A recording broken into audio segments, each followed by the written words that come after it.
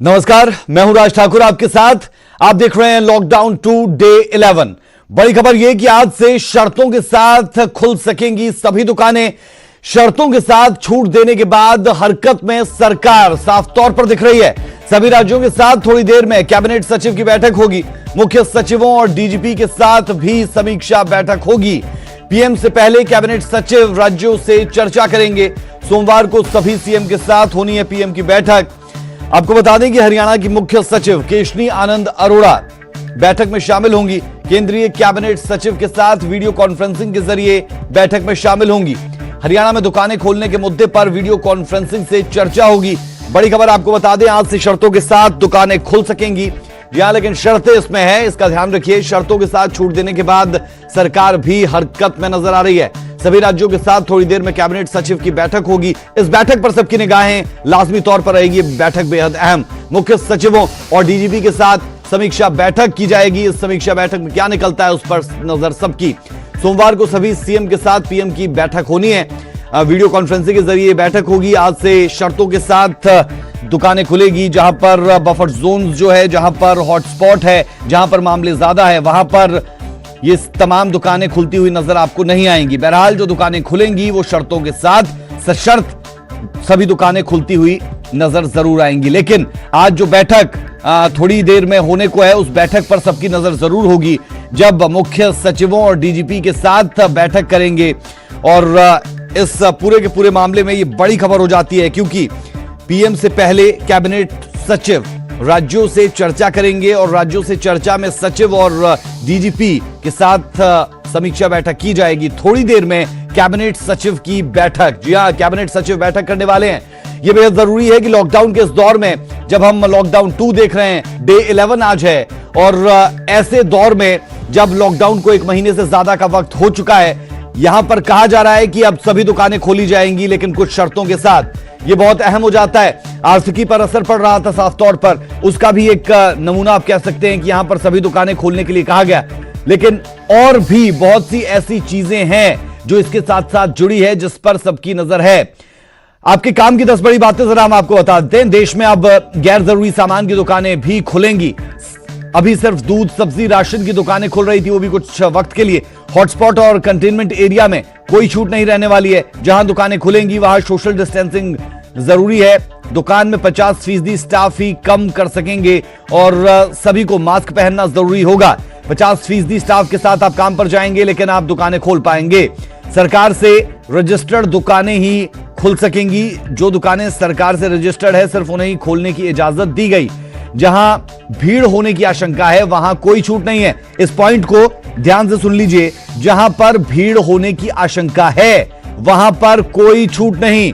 हमने कहा था कि सशर्त आपको यह इजाजत दी जाएगी, सशर्त आपको दुकानें खोलने की परमिशन मिलेगी। उसमें से ये इंपॉर्टेंट पॉइंट कि जहां पर ज्यादा भीड़ होने की आशंका वहां छूट नहीं। शॉपिंग कॉम्प्लेक्स भूल जाइए, खोलने की इजाजत नहीं है। दुकानें खुलने से आर्थिक गतिविधियों में तेजी आएगी, ये एक पॉइंट है। और जिस पर सबकी नजर भी है कि कहीं ना कहीं आर्थिक मंदी की स्थिति में आप ना जाएं, उसके लिए भी आपको काम करना होगा। बहरहाल ये 10 बड़ी बातें जो आपके काम की इस फैसले के बाद, जो कल रात में आया, देर रात में आया, और आज आप कुछ शर्तों के साथ दुकानें खोल पाएंगे। पहले हम देख रहे थे कि जरूरी सामान की चीजें ही खुल रही थी, लेकिन अब आप देख रहे हैं कि सब दुकानें खुल पाएंगी कुछ शर्तों के साथ।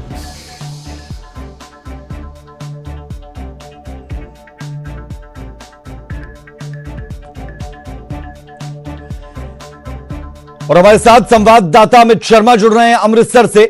अमित, आपसे जानना और समझना चाह रहे हैं कि क्या दुकानें खुली हैं अमृतसर में, क्योंकि देर रात ये फैसला आया और फैसला आने के बाद हो सकता है कई लोगों को जानकारी इस बाबत ना हो। अभी हम देख रहे हैं कि केंद्रीय सचिव की बैठक भी तमाम सचिवों और डीजीपी के साथ शुरू होने को है। अपडेट्स क्या है अमृतसर से? बिल्कुल अमृतसर के हालात आपको दिखाना चाहेंगे, क्योंकि पिछले जब से लॉकडाउन हुआ है, जब से जनता कर्फ्यू 22 तारीख को जनता कर्फ्यू लगा था, उसके बाद जब से कर्फ्यू पंजाब सरकार की तरफ से लगाया गया है, हालात आपके सामने है। इस समय अभी तक दुकानें बंद हैं। हालांकि एमएचए द्वारा देर रात एक ऑर्डर जारी कर दिया गया है, आदेश दिया गया है, लेकिन अभी तक लोगों को इस बारे में प्रॉपर तरीके से पता नहीं। और अभी कुछ चंद मिनट पहले ही हमारी अमृतसर के डीसी से बात हुई है, कोई वीडियो कॉन्फ्रेंसिंग की जा रही है और उसके बाद हो सकता है कि फैसला आ सके कि क्या अमृतसर में दुकानें खुलेगी, क्योंकि अमृतसर में लगातार जो मामले कोरोना वायरस के सामने आ रहे हैं, कल भी एक मामला सामने आया था, परसों 2 मामले सामने आए थे। सो लगातार मामला जो सामने आ रहे हैं, तो उस हिसाब से प्रशासन को भी एक देख रेख में ही दुकानें खोलने का लगता है कि ऐसा डिसीजन लिया जाएगा, क्योंकि अमृतसर में मॉल्स हैं और दुकानें जो कि काफ़ी देर से, अगर हम राशन की दुकानों की बात करें तो राशन की दुकानें हैं, लेकिन काफ़ी भीड़ रहती है। सो एक बड़ा रहेगा, प्रशासन के कंधों पर भार रहेगा कि किस हिसाब से अगर दुकानें खुलेंगी, और अगर खुलेंगी तो वहाँ पे भीड़ को कैसे नियंत्रित किया जाए, किस हिसाब से लोगों को कम मात्रा में वहाँ पे रखा जाए, क्योंकि लोगों को इस समय ज़रूरत है बहुत सामान की, क्योंकि अगर दुकानें खुलती हैं तो लोगों का एक बड़ा भीड़ जो दुकानों पर जुटनी शुरू होगी, और प्रशासन के ऊपर एक बड़ा बोझ रहेगा कि इसमें एक चीज साफ की गई है कि जहां पर ज्यादा भीड़ जुटने की आशंका है, जहां पर ज्यादा भीड़ जुटने की आशंका है, उन दुकानों को नहीं खोला जाएगा। ये एक पॉइंट यहां पर है। अब यह तय करना होगा कि वो कौन कौन से पॉइंट्स है और उन्हें चिन्हित करना होगा। यह चैलेंज जरूर यहां पर प्रशासन के सामने रहने वाला है। अगर आप अमृतसर का बता पाएं कि कौन कौन से इलाके जहां पर बहुत ज्यादा भीड़ रहती है।